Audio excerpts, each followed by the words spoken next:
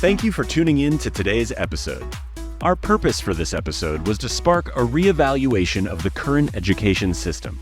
For more episodes offering practical and comprehensive strategies to enhance learning, please visit www.learningsuccessacademy.com.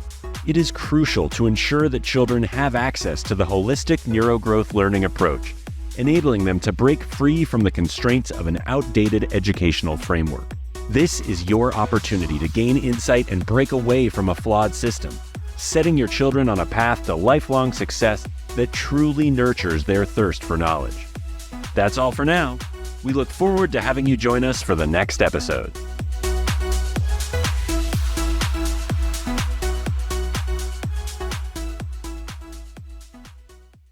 Today, I have the honor to introduce our guest, Leslie Thomas, founder of Learning Unlocked, and she is also a certified holistic neurogrowth learning success coach. With the 20 years career in education, she has been a guiding force in the lives of countless students. Her teaching experience spans across a wide spectrum from elementary to high school, including exceptional students.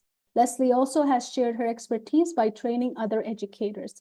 Today, we are excited to dive into Leslie's journey and the remarkable work she's doing as a certified holistic neurogrowth learning success coach in her coaching practice. Hello, Leslie. Welcome to our show today. How are you? I'm doing great, Kohila. How are you?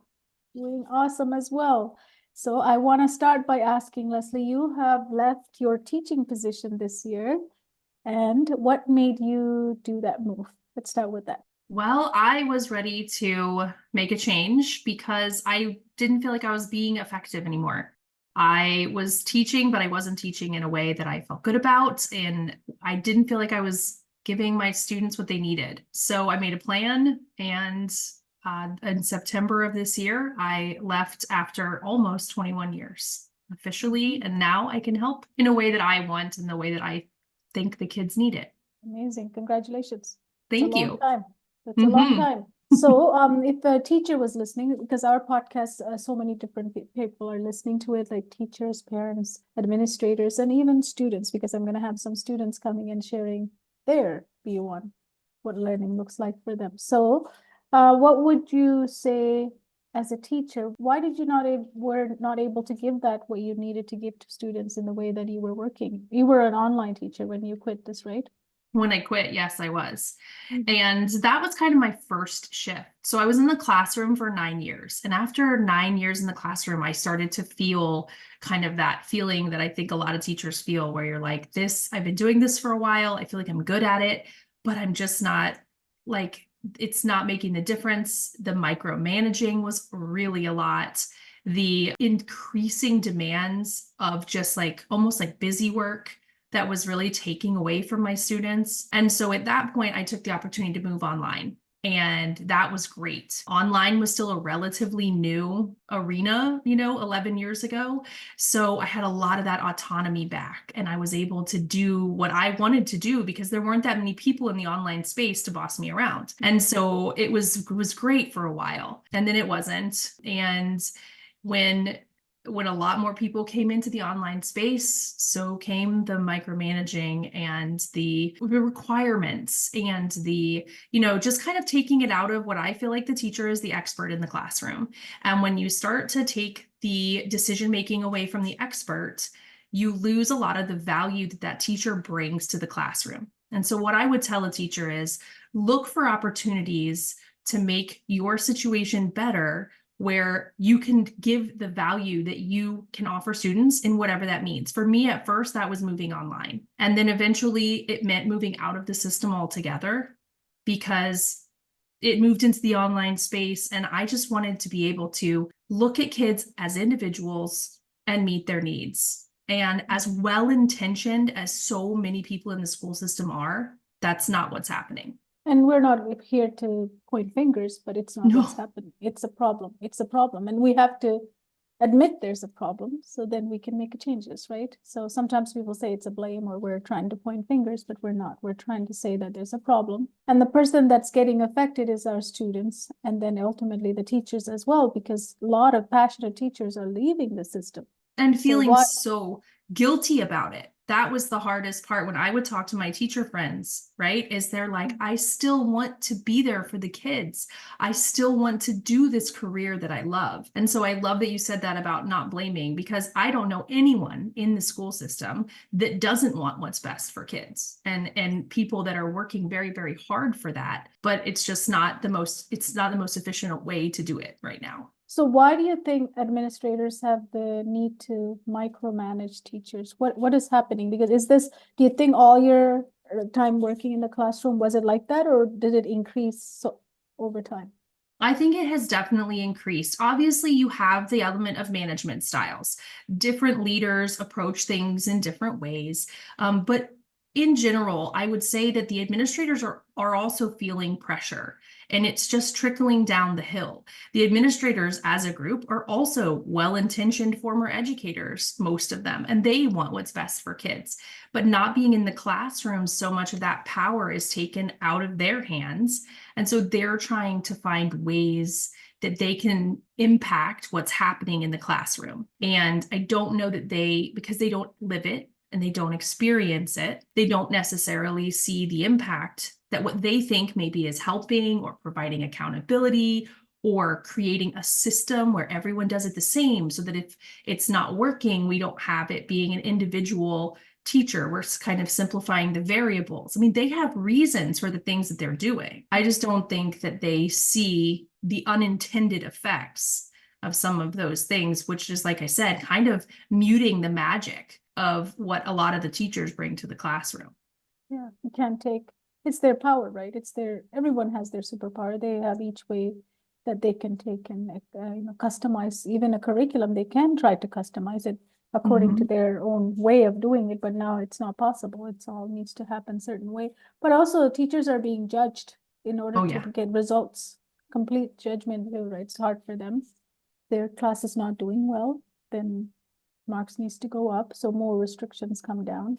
And there's an element of competitiveness. Like, I've been in faculty meetings where they put up teachers' pass rates right next to each other. Or they say, like, this was last year and this is this year. And everyone in the room knows what changed between last year and this year. So I think there's an attempt to motivate, but a lot of teachers, they will take that as like oh my gosh, I'm not doing well. And then that adds to, they're working so hard, they're trying, and their numbers just aren't reflecting it. And then sometimes in that case, teachers will go away from what they want to do in an attempt to make the metrics move in the directions that they need them to on what they're being measured on. Do you think the curriculums have, over your years of being in the system, has it been getting harder and harder? Is that why the marks are falling? I don't know if the curriculum itself is getting harder, but I think the expectation of how quickly the children will learn it or what they need. I mean, the standards aren't that different from when I started. There are differences, but I think the expectation kind of what the children are able to do at earlier and earlier ages, and then also with less like repetition. Like, there are some standards that they learn in 3rd grade and then they don't touch them again, at least where I am. So it's different in that the students it's not looked at holistically, which is a big part of it. And I don't think it's harder, but I think what they're being asked to do is becoming more and more unrealistic, especially in the younger grades for their ages and what they can do attention span wise and, things like that. Yeah. Very shorter now than compared to what it is before, right? Attention span. Absolutely. Even adults, us even, it's getting less for us too. So, I just had a really good question when you were speaking, but I'll come back to it. What do you think all of this is doing to our students who are sitting in the classroom when teachers struggling? They're being micromanaged and they're being asked to produce, it's almost like produce more results, right? Yeah. I mean, it's just stress. Like, that's the biggest thing I see is, people talk about the anxiety. Well, I think the anxiety is a result of the stress, and the, kids want to perform at their core, kids want to please the adults in their life, their parents, their teachers, and that pressure just builds from such a young age. And even, especially if they have any kind of learning differences, those students are becoming so aware of those differences so early on. And the stress is like, why am I different? Or why can't I get this grade if my friend got this grade? That kind of Comparison. yes, the comparison and the very early feeling of inadequacy that then they develop. A lot of students, obviously I'm speaking in generalizations, but I've seen a lot of students as a coping mechanism, they almost develop like apathy. It's like, well, I'd rather not try than try and fail. And so you have that segment going into middle and high school. Then you have the kids that try so hard that they kind of drive themselves into a worse of a stress spiral. And then you've got the other ones that are kind of lost in the middle. Like, I don't really love school, but I'm trying. But it's a constant, it's almost like they go to a 9-to-5 job, where their boss is pretty demanding, even if they like them. Yes, absolutely. So let's talk about parents in this situation. So now, since COVID, even before too, but since COVID, the gap of, students where they are and where they should be kind of has widened, right? Absolutely. Reading levels have fallen, writing has fallen, and then math, of course, is gone too. So as a parent, how do you deal with it? Like, do you go talk to the teacher? Like, how are we supposed to solve this if I'm a parent of a child who's struggling? I think that's a hard one because, as a parent, I've noticed the same things in my children, and I look at them and I'm like, okay, I'm a teacher and I'm a parent. So I'm looking at this now from both sides of this equation.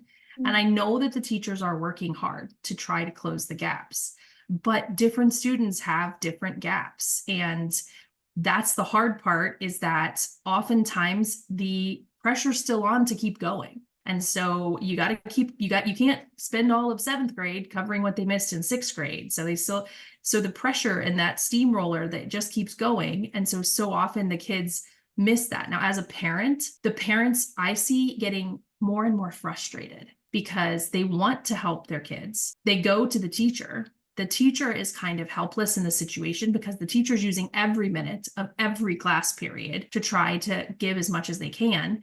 But it's not designed for them to be able to fill the gaps and teach the new curriculum. So the parents come to the teacher as the expert, and the teacher sees the problem too, but really has no method to fix it because they're on this treadmill of new standards every year that have to be covered. And so the parent ends up frustrated because they're like, well, what do I do? And the teacher's kind of like, I don't know. And they will suggest tutoring or extra help at home or programs, because basically the answer is kind of you got to get them caught up, is I think what it comes down to.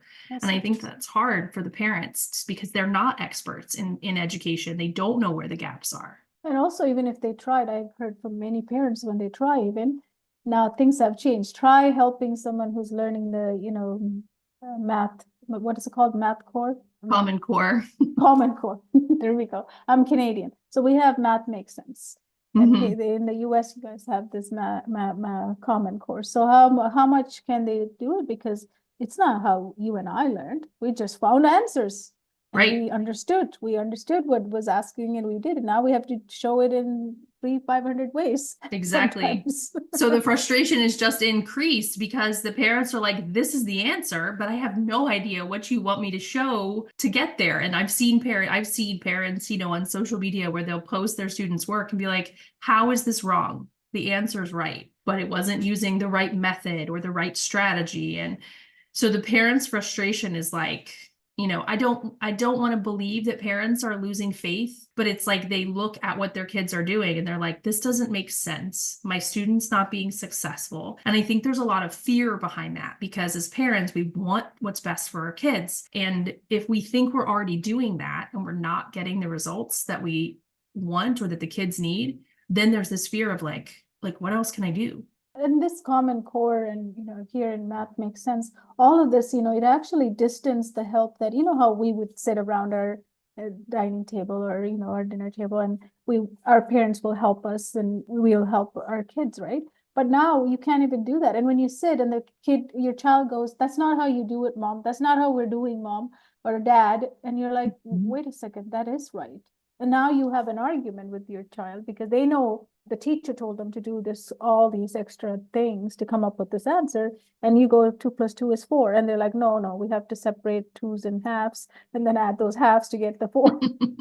And then the parents were like, well, I don't know why your teacher would teach you that, crazy way to do it, but this is the way. And I mean, when I would teach multiplication, I had to teach it like 4 different ways. And one of them, it was called the standard algorithm, but I would always call it the way your parents will know how to do it. So I was always like, when you go home, your parents are going to be so excited because this is how they learn to do multiplication. This one they can help you with. So go home and show them because this is the one out of the 4 that they will know how to help you with. That's awesome. That's awesome because you want to eliminate those fights, right? Because that's just waste of time for parents to sit there and show them. And now your son or daughter's doubting your own ability. They're like, hold on a second. Do you really know what you're going on? Because they think the way at school is the way. Now you got a different way. You must be wrong. Sometimes, that can happen too. So it's really taken away that valuable family time doing homework in many families, I think. Absolutely. And you've got a lot of parents losing confidence too. Like the kids are losing confidence in the parents, but I can't tell you the number of parents that FaceTime me, like my personal friends. They're like, I'm not going to even try this one because I don't want to look dumb to my 7-year-old. Can you tell me how to do it? And it's like 2nd grade math, but it's this way that they don't understand. So the confidence in being able, I mean, I get it. You get to calculus and maybe you aren't helping your senior, but we want to be helping our 2nd graders. Yeah, it should be something very simple. I get those, and I call them 911 calls to me too, like text messages from my friends. They're like, okay, this is 4. I know the answer, but can you tell me all the other stupid ways to do this? Because I got to teach it to my son right now. I'm like, okay. Yes, and then I send back a quick video or I draw it out on a piece of paper and send a picture, and they're like, seriously? I'm like, well, I mean, it makes sense if you look at it, but not to them. Yeah, so I think that math system really failed the family unity, right? Coming together, helping your child up to grade 5, 6, you should have no problem. Those are all minimum grade math, right? Every parent, we know how to help our children, even if we don't have higher standards of math. Well, algebra, forget it. Algebra, forget it. Right. You get there, most people are going to check out, regardless of how we're teaching it. But the thing about Common Core that kills me is that it's not all, like, the idea behind it is to help math make sense to different kids. So showing different strategies and different ways, like I have seen kids that absolutely could not learn multiplication with the standard algorithm, with partial product, it made total sense to them. And so I don't think it's all bad, but it's done so much damage to like that relationship you were talking about. And like the way that it's presented, the mandatory requirement on these methods, like the way I always taught it was, hey, there's more than one way to do anything. So I'm going to, I like that. I like that. I'm going to show you these ways, and then you pick the one that works for you. And different kids would pick different strategies, and they would all end up with the right answer. That part of it, I don't think is bad, but there's so many pieces of it that have been twisted and presented, and, required understanding of every strategy is hard. Yeah. And I had teachers who mark it wrong, even though the child did it in the one way that made sense to them. I mean, that's where it goes wrong, where some teachers take the curriculum to the point of, I got to follow it this way. It asked me to show it 3 different ways. I got to get every student to do it 3 different ways. Exactly. But that child cannot think in 3 different ways because our mind can't do all that. I just got to think in this way, the one that makes sense to me. I mean, it's what it's supposed to be. But here too, it's the same thing. I always say math that doesn't make sense because we called it math makes sense. The program is called that. So it made everyone fall. That's one of the reasons why kids are losing their interest in math, because there's so many, mandate that you have to solve in 5 different ways. Right. I don't see the 5 different ways. I see 2 maybe, not the other 3. I can't see it. Well, and it feels like busy work a lot of the time, because to the kids, if you think about it, they're like, I have the answer. I'm not sure why I have to do it 3 different ways. If I have the answer and the answer's right, and I know how to get the answer. So it's like that, a lot of kids need to know why. They need to understand why it matters. And I don't know why it matters that they have to know how to do it 5 ways. Yes, absolutely. Let's talk about parents getting help from teacher. Like when kids start struggling, or we go to parent-teacher interview or conferences, and you hear bad stories, it's not working out. And sometimes it's on the report card, you find out too, right? Sometimes we're busy and we don't pay attention. What's the best way for parents to approach when they find out, or their child comes home or on a report card, to go directly to the teacher and talk, or what tips would you give them? Well, I always recommend that parents never talk to a teacher about an academic issue until their student has. As parents, so often we want to fix things for our kids, and sometimes they need us to do that.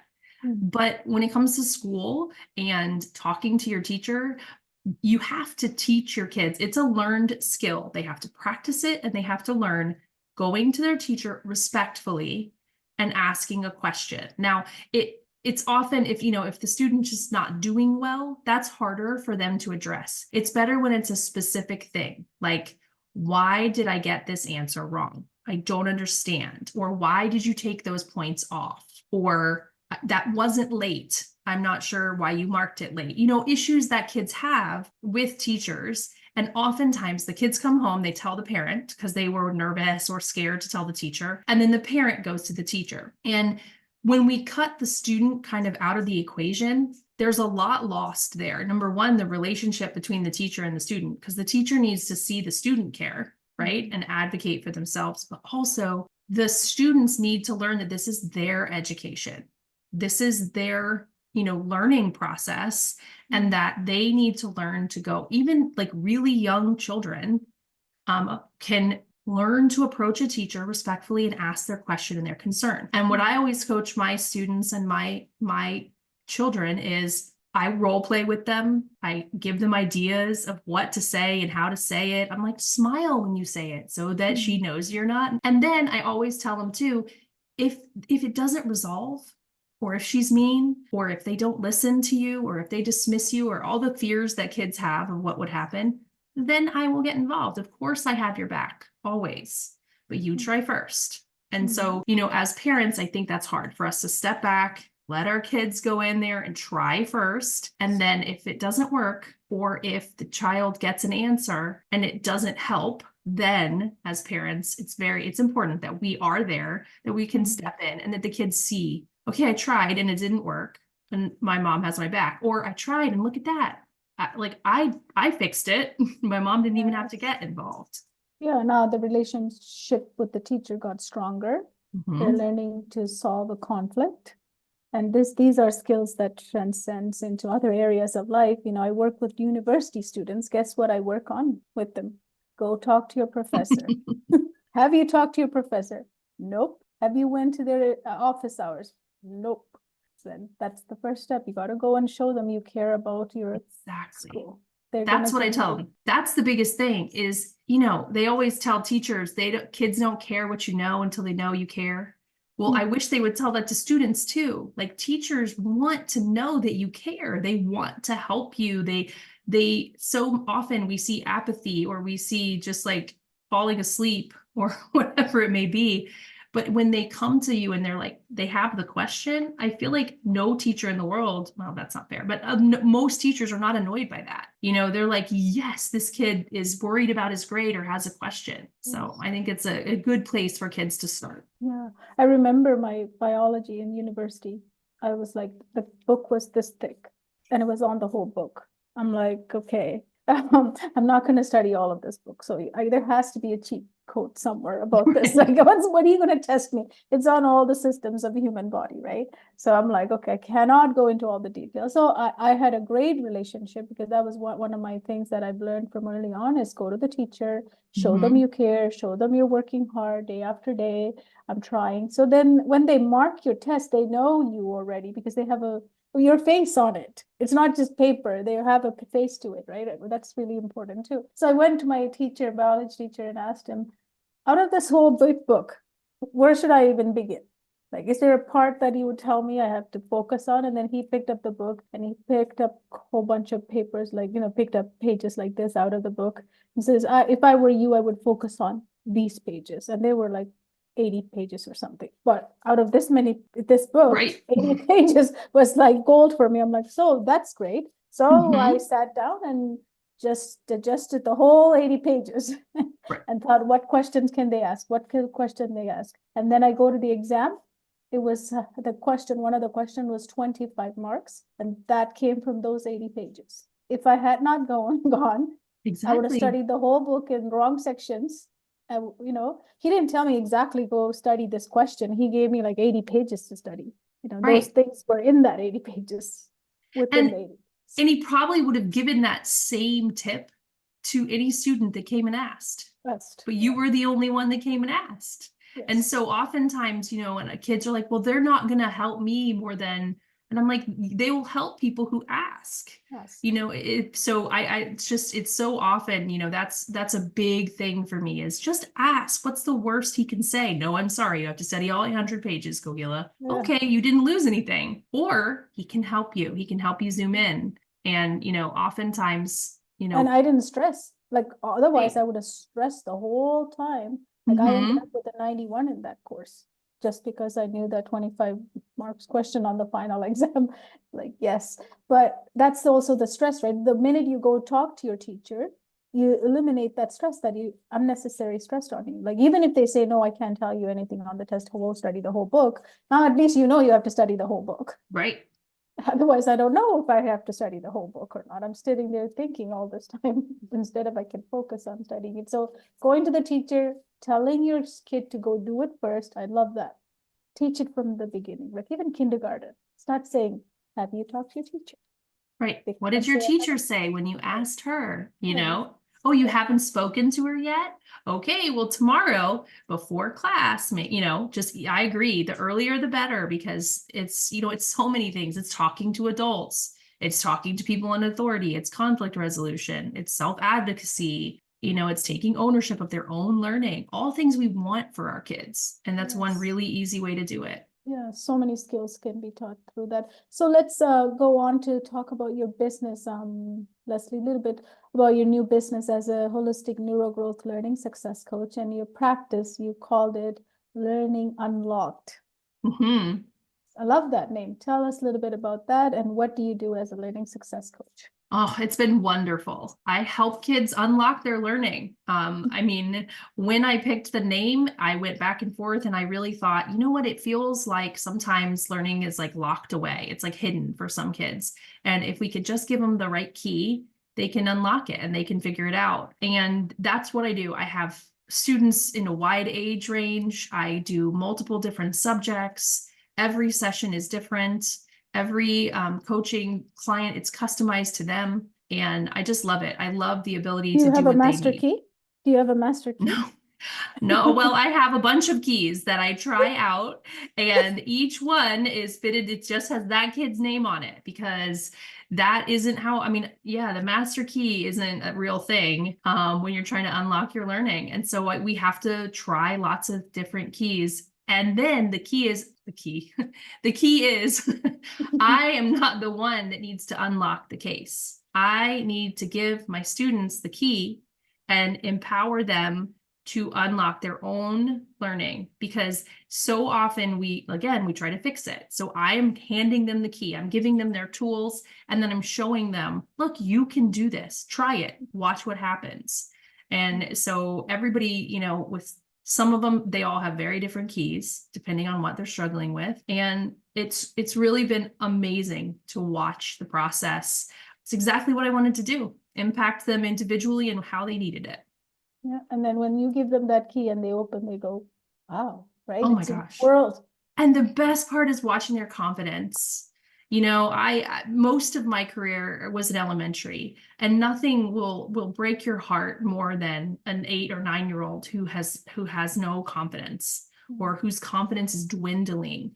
And when you see that, and then they come in, and over the course of a couple months, they start to see success. And it doesn't take much that they're just like, oh, I have one little girl, her teacher was giving facts tests, on the multiplication facts. So it was the 6s this week. And she was so worried about it because she was afraid she was going to get left behind, because if you don't pass it, the rest of the class moves on. And so we worked really hard on, how do we learn? How do we remember things? It's not just a matter of like drilling it, right? We have to remember how we learn, what we need to do. Anyway, when she started passing those, all it took was passing like 2, and then all the stress around that was gone. And we would say every session, hey, you've done it before. You've already done it. You know you can do it. So just go do it again on the 7s or do it again on the 8s. And the fact that she had that validation that she has done it, her confidence is, even her mom has been texting me. She's so excited. She's, her reading, like the subjects I don't work in her in, with her in, the confidence is really across the board. Yeah, in coaching that really transcends. Like in tutoring, that does not happen. I was a tutor for many, many years with hundreds of students. I couldn't get that. Like it's like they're borrowing my confidence. Mm-hmm. And then the minute they leave away from me, it's like the confidence level start diminishing because they're not close enough where they feel like I can give them answers or I can help them with that problem. Whereas in coaching, like you said, it's the empowerment of words. Mm-hmm. And taking that stress away. It's you that's going to solve, but I'm going to give you the key.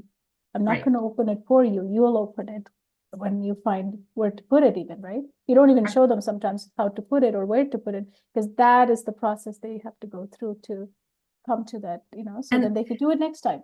Right. And it's often too, just showing them, directing them at places to look. Like you're only seeing the evidence that says this. Look at some evidence that says this. It's showing, it's guiding. The coach is the best name for what we do, because it really is that we are coaching them through the process of what they're trying to do, whether that's learning to learn or learning math, and along with that, we give them, well, they find confidence. And it's not, you're right, it's not like tutoring. I love that we're called coaches, because that's the best type of relationship that kind of encapsulates what we do. Yeah, and you have to stand on the sideline and wait for them some time to actually make the mistake, because otherwise, how would you know how their brain is working? Mm-hmm.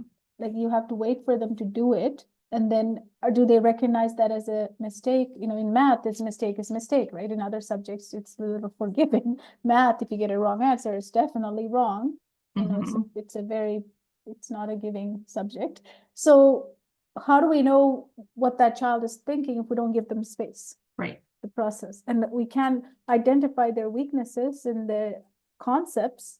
We don't give them space. In tutoring, you have so limited time.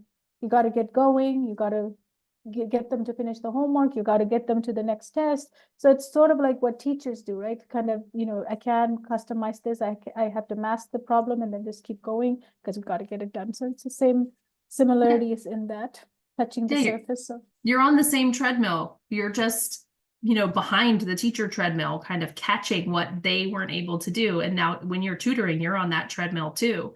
And that's why with coaching, it's like, okay, I know that you have a test on this, but like, we got to address this because this, whatever, is much bigger. It's an overarching issue, and so we have that autonomy to do that. And when we start addressing the real things, the real big things, then so many other things just fall into place. Yes, of course. And you have some very interesting way that you work with them. You already shared with us the key to unlocking it, but tell me some of your pillars. Like you have very unique pillars that you have set out in your business to really go into the under the surface, finding what's lurking below the surface, because most of us just, as tutors and teachers, we can only touch the tip of the iceberg, the problem, right? Yeah. So a big thing I work on is, it's called Simplify the Story is what I call it. And it teaches kids to take this big, overwhelming, scary, anxiety-ridden thing, and let's just break it down, because so much of kids' stress comes from getting started or feeling overwhelmed, paralyzed by that big, terrifying essay, problem, teacher, whatever it is. So we're going to break it down. We're going to break it into chunks. And that allows them to have more, manageable pieces, but also gives them the ability to see, oh, well, this is just like, like hopscotch. We're just going to go from 1 to 2 and then from 2 to 3. And we're just going to keep going down the line. And it kind of it's like turning the flashlight on the monster. It's not actually that scary when you just break it down and look at it. And it allows them to really kind of take the fear out of it, which we know the stress and the anxiety is a huge blocker. Yeah, but it's chemicals, right? When you become stressed, you're gonna block your neurons. You're not gonna have the right chemicals passing through. You're not gonna be able to think. That's why a lot of students get fogged. Right. They on the test, they get the anxiety up. You no longer know what you even know. You might have studied all night long or all week long and prepared, but you let that anxiety come in. It's over.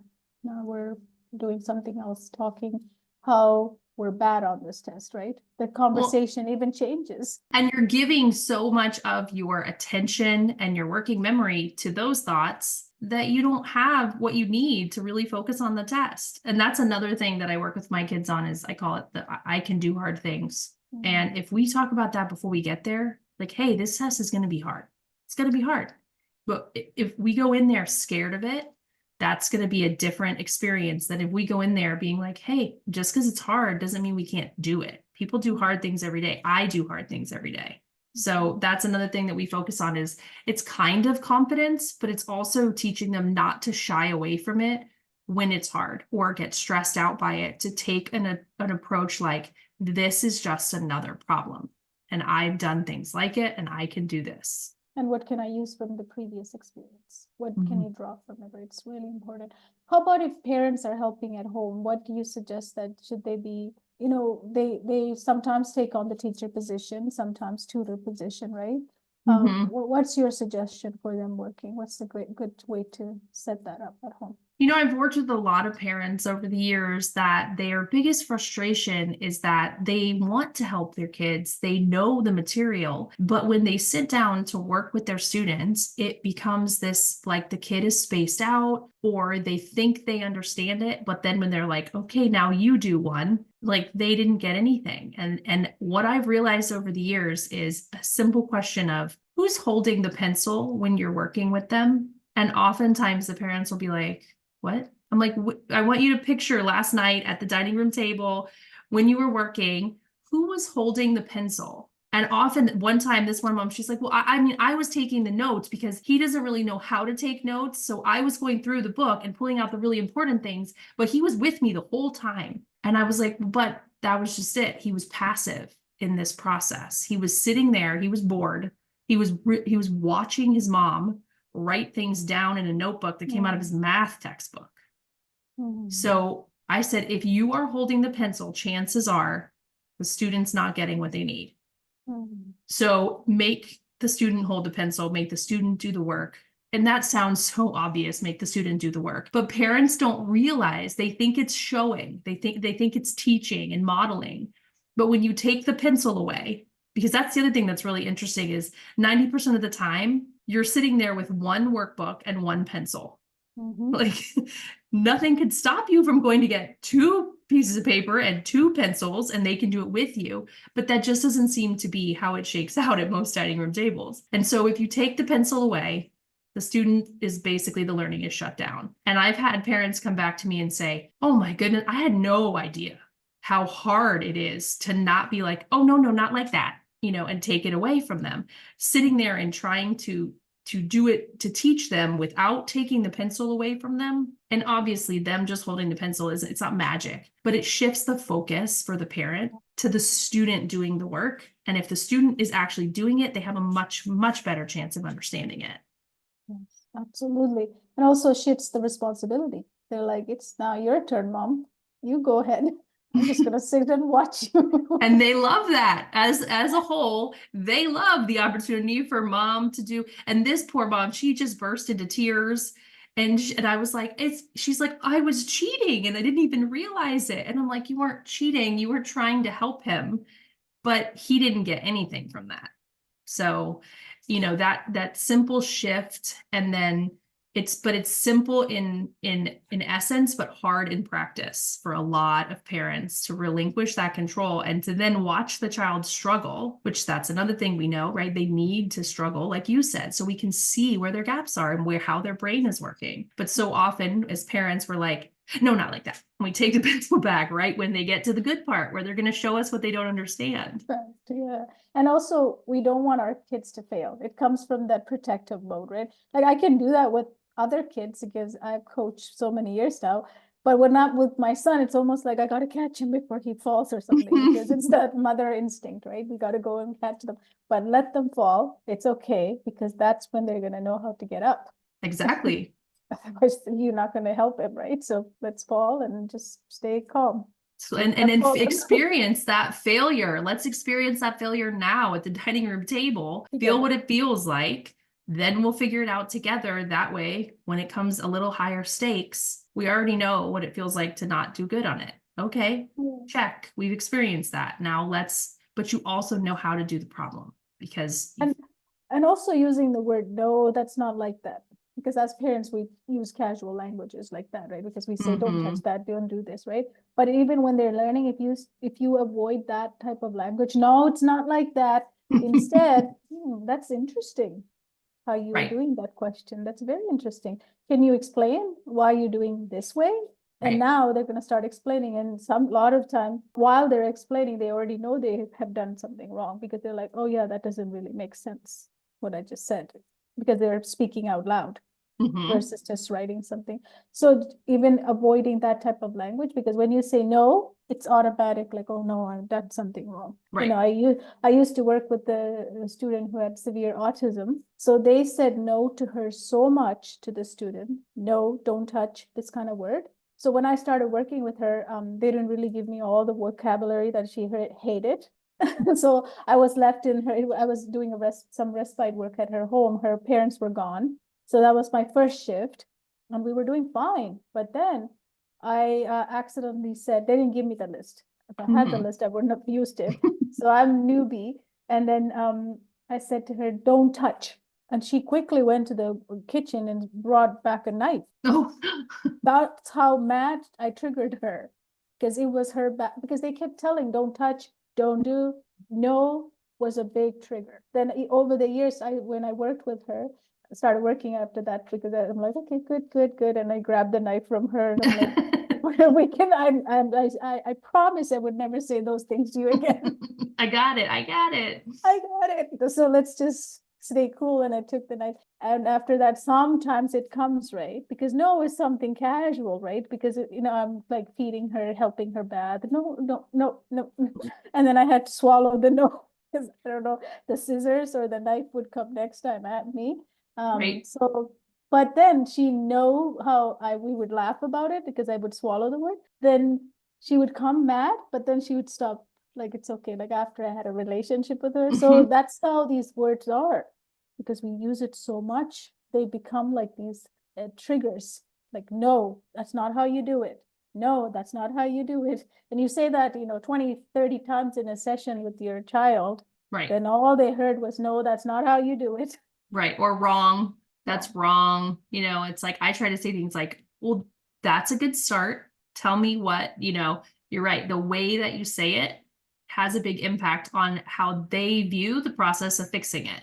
Like, is it like, no, I was wrong? Or is it just, okay, we're not there yet. Like, show me to hear what happened, and then we go from there. Yes. I agree. Those words are hard. And also, after you explain something to them, sit down and give them a lesson, or explain to them, this is how it works. It's always good to just leave them.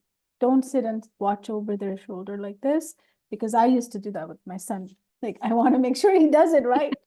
So again, that protective mode, right? It shows up like this. And then I have to learn to know. You give it to him and you leave, and you give them 10 minutes, 20 minutes, and you come back and say, how did it go? Do you have any questions? Right? How did it go? Show me what you got, right? And tell me what you did. So those are very good strategies to just go, if you're going to be that mom and you're training yourself not to get involved and take the pencil. It's harder than you think. I obviously practice what I preach. And when I'm working with my own kids, I'll catch myself. But what was funny was I was working with my youngest son the other night and preparing for his midterms. And we were doing math. And I realized I was holding the pencil. And I kept trying to shove it in his hand. And he's like, Mom, I have my own pencil. And I was like, oh, I wasn't. I mean, he had a pencil already, but I was so trained to not be the one holding the pencil. I kept trying to give it to him. And he was just like, I don't need your pencil. Thank you. I'm already doing my math over here. Yes. That's a really good tip, to don't take that pencil away as much as possible. What about for those students, these days, writing is hard, right? Because we're all like these machines have taken our life to type in, text and all this, right? So sometimes I find with some parents, they focus on the writing so much if they're doing math. And they're like, you got to write neat, erase the two because it's falling off the line, put it back on the line. And then it's like a battle. Like you got to pick your battle, right? Like that's not a battle at that time. If you're teaching math, then numbers can go wherever, as long as 2 + 2 is coming out as 4, and they know why it's coming out as 4. It can be messy. It can look messy. Eventually, you can work on the writing separately, but working on 2, 3 skills at the same time. What do you think? What's your take on it? It's just so overwhelming, and the kids, it kind of does the opposite of what you're trying to do, right? You're trying to empower them and build their confidence. And yet the more things that you point out that they're doing wrong, that are ultimately inconsequential. I mean, like you said, who really cares if the 2 isn't in the right spot, if the goal is to get them to do the addition? But now, even though they did the addition, they're worried about how they wrote the 2. So it's just kind of like a double whammy, and it makes the kids feel like, oh gosh, I got the addition and I didn't write the 2, or, I wrote this one backwards. Or what I always tell my students is, as long as it's legible, because if you can't read it, then it doesn't matter if you did it right. Like, I'm glad you know how, but you have to be able to show me how. So it doesn't matter if it's, I don't care if the 7's up here and the 1's, as long as I can read it and follow your work, we're cool. Yes. And I think in anything, whether it's, if you have a student who's very behind in composition, like, let's start with the content. And parents hate to hear that, because the worst thing they want is a kid that doesn't know how to spell or doesn't use capital letters. And they look at it as like, he doesn't write well. But we first, I think, have to get them confident with getting their ideas out of their head, because so many kids that tell me they hate writing, it's not because they have bad handwriting. They don't say, oh, I hate writing because it's so hard to remember the grammar rules, or I hate writing because I have to put it on the line and make it look pretty. That is not why they hate writing, most kids, because they don't like coming up with the ideas. They don't like getting their ideas down on paper. They don't like having to elaborate on something they feel like they've already said. So it's the same idea there. It's like, let's take this big thing and work just on this. And then later we can come back and do some kind of like trim work, and make it look prettier. Yeah. And also having a writing session on its own. Both of us can sit and say, okay, I'll write my G, you write your G. How does it look? Now let's put them on the line so they don't fall off the line. They're going a little low, they're going a little high. You can teach those by 1 letter at a time. But when you're doing math, when you're doing science, if we try to focus about, you're not writing on the line, you're not writing on the line, again, that voice, right? They're hearing that voice versus the subject itself at hand. Absolutely. Yep. Yeah. And I agree with you. It's not that they're not important. Handwriting, of course it's important, but we have to treat it as a separate target. If what we're working on right now is addition, let's work on addition. And if what we're working on over here is making our capital letters, touch the top of the line and the bottom of the line, then we're going to work on capital letters. But oftentimes we as adults, we forget how overwhelming those types of multiple directions can be to kids. Like, make sure you add things up, don't forget to make your letters right, draw the line, circle the final answer, keep everything in its box. And, again, with the stress. Too many information at the same time, overload. It's like overloading the computer, opening all the files at the same time. And it's like, okay, I can't handle, I'm shutting down. Right. And they do. And it doesn't, oftentimes it's not because of the addition, it's the overwhelm again. Yes. I was going to say, as a learning success coach, holistic learning success coach, how does it feel now that you're out of the classroom and you're working with, very small number of students where you're delivering transformations? Like every session is a transformation. You can see them grow, confidence growing, they're asking questions, they're involved. So how has it changed for you, what you're doing now?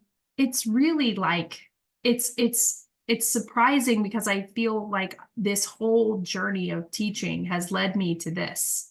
Like, I wouldn't change my teaching career at all. The struggles and the different things, parts of it that weren't great, because it's like part of my journey to get here. And this is what I feel like I was really meant to do. And I don't think I would be as good of a holistic learning success coach if I hadn't had all the experiences that came before it.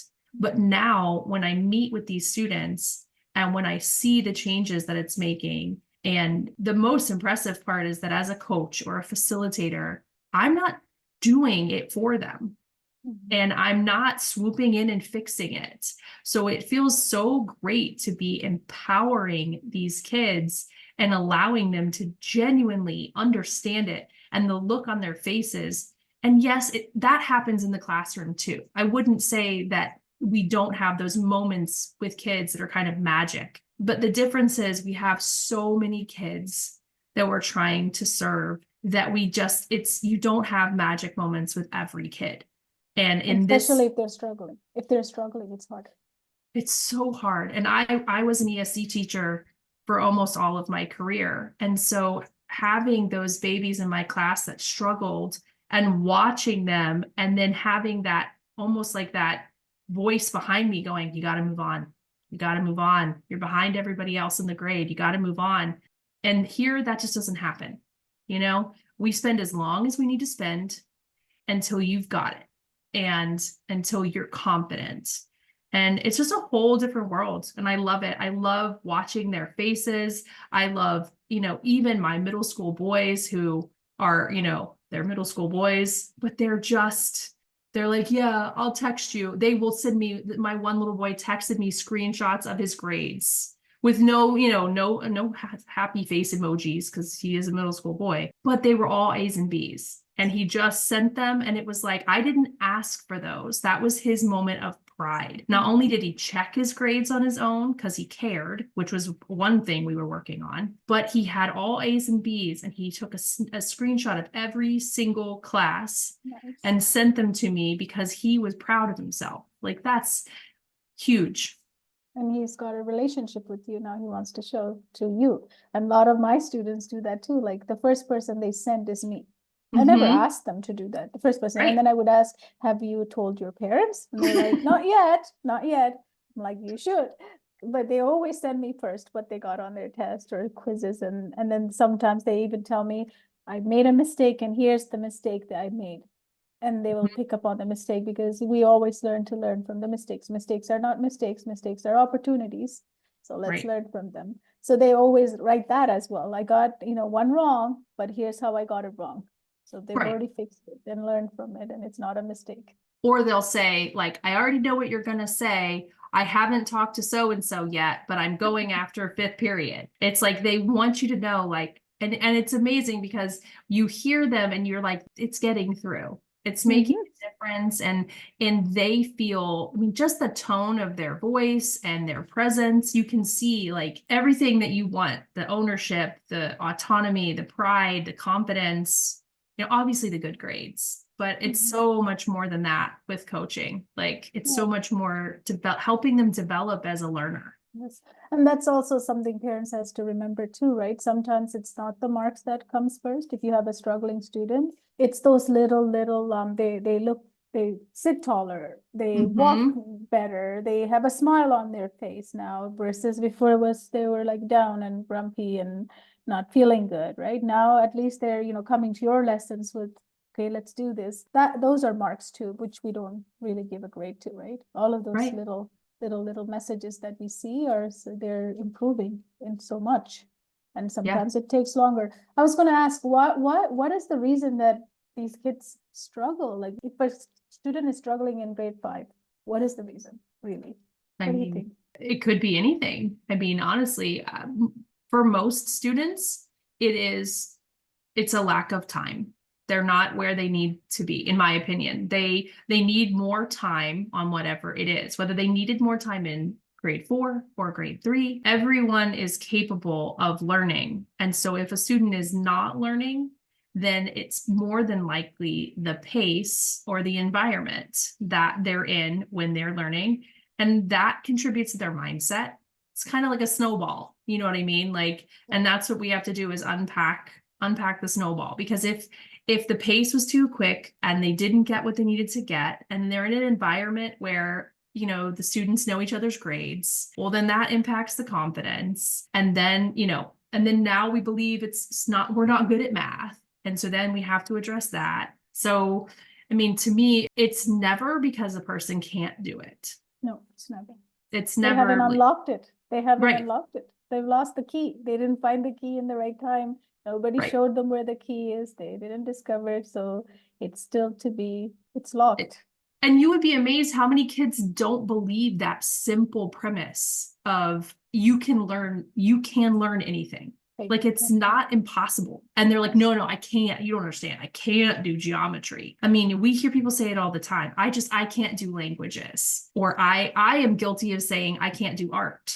And the other day I was like, well, you can't learn art. You either have art or you don't. And my husband's like, do you hear yourself? You preach all day, every day that anyone can learn anything, that, it's about, mindset and working at it. He's like, how much time are you spending trying to get better at painting? Yes. And I'm like, well, nothing. None. And he's like, right. He's like, so you can't say it's impossible for you to be good at art because you're not trying. So we do it as adults, and we almost don't think of it, but it's important to let kids know, like, you can learn it. It might take more time. It might take more effort. It might take, a different way of doing it. But the idea that you will always be bad at math is not real. Yes, absolutely. Absolutely. And we tell our kids sometimes as parents too, I'm not a math person. Mm-hmm. I've never was good at math. Right. Now we're giving them messages. Then they're going to reply to you next time you ask them to do homework. They will be like, I'm not a math person either. And the number of kids that I've sat in conferences and the parents have said, well, he's just like me. I always struggled in math too. And I'm like, no, it's not a destiny, right? We just have to unlock it. It's not genes. No, we have to figure it out. What do we have to do? Until, grade 8, I was struggling in math. I didn't understand it at all until I spending time, having the right mentorship and right people coming and spending time. You have to, like you said, like you say, I'm not an art person but you haven't spent time. Right. I'm not trying to get better at art. That's why I'm not getting better at art. I'm not trying to unlock my hidden artistic potential. So it's not getting unlocked. But if students do, if we work to unlock them, like when they realize that is true, that they can learn it, like even if they've never said out loud, I don't think I can learn math. Oftentimes that's at the root of their stress and their anxiety, is the belief that they can't do it. And so when they realize that they can and they start to get some evidence to back that up, it's couple of failed tests is good enough. Mm-hmm. I said to myself already, I'm not a math person. Here's the proof. Look getting at that. You up. Yeah, it's perfect. And sometimes parents can also go the other way. We're talking about all these things so that parents can see how it affects and how it actually can. Some things really help your child, but some things can backfire on us. Sometimes we say, I was so good at math.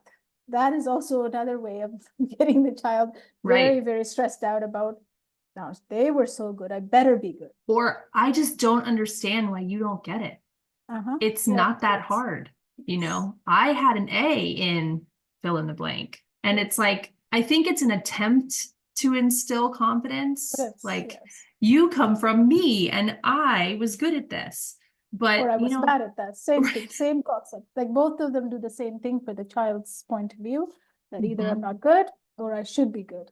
Right. So now I'm not good. So then I have some problems with me. Now we've got that message into their, stories. That's going to produce more stories to validate that story. So it's important as parents to watch what we're saying around our kids. And go ahead. I was going to say, and to correct them when you hear things that they say, to recognize the limiting beliefs that they already have and to catch them and to be like my husband did to me, like to say, oh, I'm sorry, you can't, or why would you think that? Or is that really true? Because we don't want it to become something that they think so often that they just take it for granted, Absolutely. So what would you say to parents, about, a lot of your work is online, you are coaching them online. So during COVID, online learning happened, but that is emergency learning, online learning. It's different than structured, established way of you coaching them online is totally different. So what would you tell parents who fear that, like, my child is not an online person, they can't do it, they're just going to fool around? No one is an online person or not an online person. Like, it is about the relationship between the student and the coach. And whether we are sitting next to each other at a Panera Bread or sitting across the computer screen, the student and the coach engage, and the coach is there to say like, hey, this is what we're doing, this is how we're doing it. And the students, they buy into what we do. Like they want this. They start to get that feeling that, like you said, that sitting straighter. And it's no kid is not an online kid. Is it going to take more direction for some kids? Is it going to take more of a structure? Like this is where we sit. This is, what we do. Absolutely. But the goal is, and the key is the relationship and the time that we spend together, and how we do that. Like the tools that we use to build that relationship are not as critical. And honestly,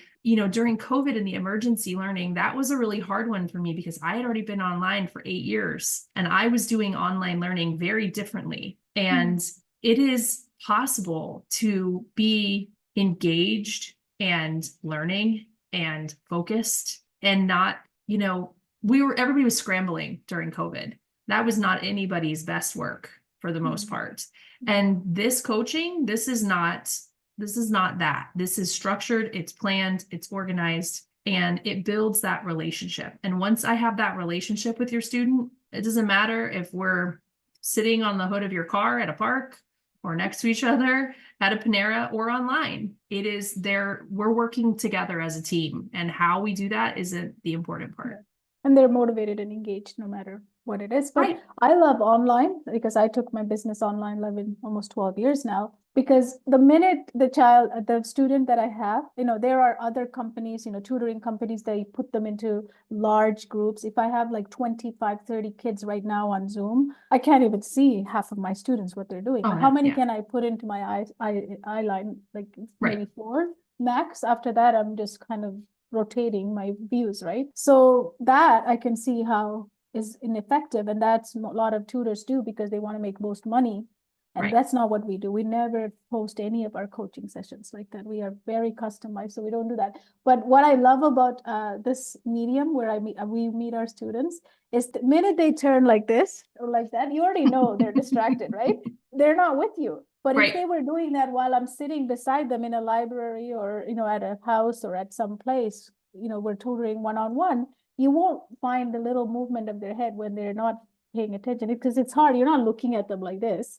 They don't move your head. I see you moving. But here it's instant. They look away, they're not there. So I find the attention I can get with my student on an online is way better than if I was sitting with them.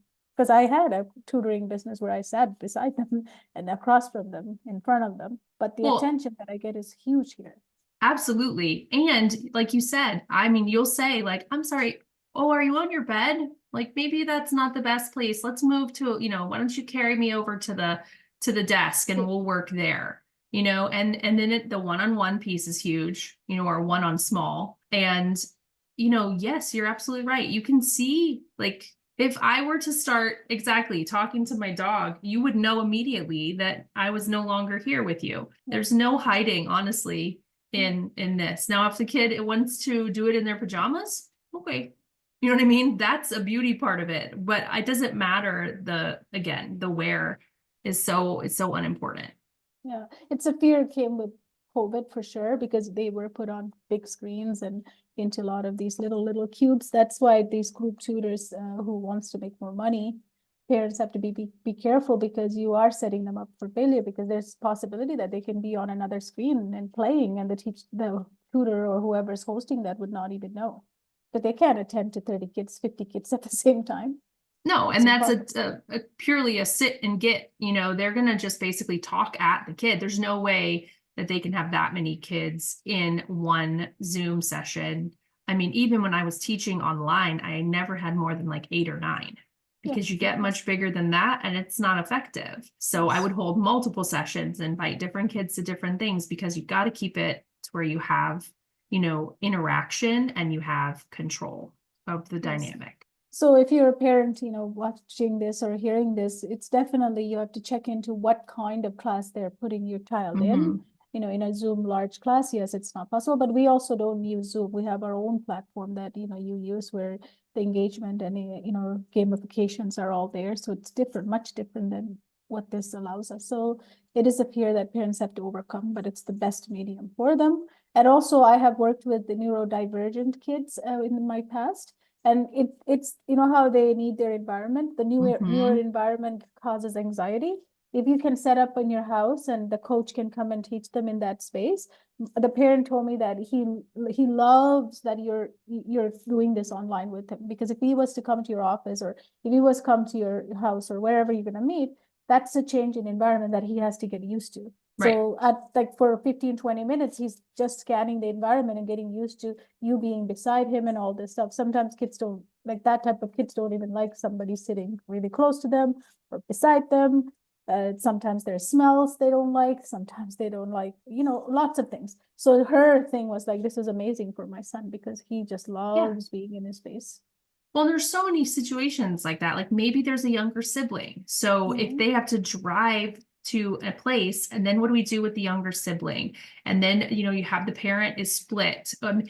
We could have 100 scenarios why being able to have that time at home is effective. But I think you're right. The fear is, and the takeaway has to be that all online learning is not the same. Like you can't lump it all into one big clump and say it's bad. It's not effective. It doesn't work for my child. Just like you wouldn't say, school doesn't work. That's so general. There are pieces of online learning. There are ways to do it. There are platforms. There are formats that work. And then there are others that are less effective. So I think we have to be careful to not just bunch it all together and say, no, online learning equals bad, because that's just it's not true. Is there anything you want to say before we close off this interview, Leslie?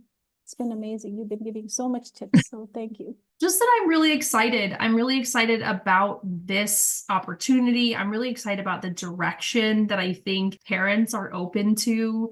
I've gotten, my clients came pretty quickly, and so many parents were like, yes, I need this. I need help with this. And I think I'm excited about the ability to help kids in such an effective way and help parents who are frustrated and they're stressed and they're scared. And I feel like it's a shift that, we went from this scary time of like, what are the ramifications that COVID will have on education. And I think now it's like, we still don't fully know what that is going to be, but this opportunity to make an impact in the way that we are as holistic learning success coaches, it makes me feel positive in the education space for the first time in a while. Like, I'm like, this is working. This is doing something great. And I'm feel excited about it again. So Thank you. It's an exciting time to be doing this kind of work. Thank you for, stepping up, listening to your heart, because our students need this type of relationship. That's what is going to get them to succeed, because they need the key. They need the key. And they need the key that says Kohila and the key that says Leslie. They don't need the general master key because it's not going to work for them. They just need to find their key, and then they need to learn how to use it. And then that's the rest of their lives. Like, that's what I tell my students is like, you're going to be learning as long as you're alive. Never stop learning. And once you have that key, that's like the biggest gift you could ever give yourself. Find it and learn how to use it. Absolutely. Thank you, Leslie, for being here today. Absolutely. Thank you. So there you have it. That was a great conversation with Leslie Thomas. She's one of our certified learning success coaches, holistic neurogrowth learning success coaches. And I love some of the tips that she shared. So one of the tips was, who's holding the pencil or pen during your sessions with your son or daughter? And if you're holding it majority of the time, you are taking the ownership of learning and you are letting them go into the passive learning zone. So if you want your child to be active in the learning, make sure that they hold the pencil or the pen majority of the time. I also love that as a parent myself, I like to make sure that my son does not make a mistake. So I tend to step in too quickly. So in order to train myself, what I would do is I would help him with something and I would just walk away. I would give him a time, let's do it for 10 minutes, and then I would come back to check, because don't sit over their shoulder and watch what they're doing, because it's too much pressure for them as well. It's too much pressure for you as a parent, because you will probably want to step in and help them. So that's something that I really love. And also watch out what the words you're saying, no, that's not it, that's not how you do it, because all of these things just shuts them down. Every word you choose, make sure that it's empowering your child. Make sure that you're getting them to speak. If you say no, they're going to shut down. If you say that's not how you do it, they're going to shut down. So it's really important to train us and the words we use. Only thing you have to do is to just step away and come back. And sometimes, kids have a problem getting to work. They might not have the motivation to work. So it's really important not to lose your patience with them. Set a timer, give them some time to maybe rest. Maybe they're tired. Look at all of that, and you can be a great coach as well at home. But if you're looking for a great coach, an opportunity to work with the coach. And now in this episode, we also talked about the difference between these large groups on Zoom that puts your children into group tutoring. It really doesn't work. That's an online stuff that does not work. That's kind of the emergency online learning that you have experienced, because students who are in those little boxes, they just disappear. Like, I can't teach more than 4 students in a class. And as a learning success coaches, we are very individualized approach. So we always have very, very small groups or one-on-one, depending on what your child's needs are. So that know what your child needs and what will help them the best is so important as well. So I hope all these tips have helped you to help your children in your home, at home, set up a place where they can learn with you, because that's the best learning and best possible way you can make connections with your children, no matter what age they are. Even if they're teenagers, continue to push and be there for them. So thank you, and I'll see you on another episode.